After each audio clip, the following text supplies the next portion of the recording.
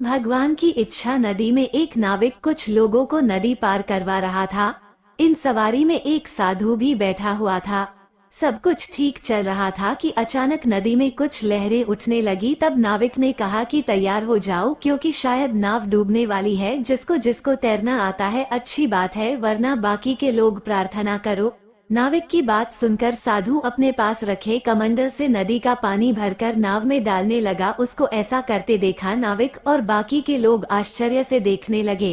कुछ देर बाद ही नदी की लहरें शांत हो गई और नाविक ने कहा, भगवान की इच्छा से अब हम सब बस जाएंगे, किसी को डरने की जरूरत नहीं है। ये बात सुनते ही साधु ने कमंडल से डाला हुआ पानी नाव से निकालकर वापस नदी में फेंक दिया। साधु को ऐसा करते देख नाविक ने साधु से पूछा कि बाबा, नाव डूब रही थी, तब आपने नाव में पानी डाला और अब जब नाव संभल गई है तो आपने पानी निकाल दिया, इसमें आपकी क्या इच्छा थी?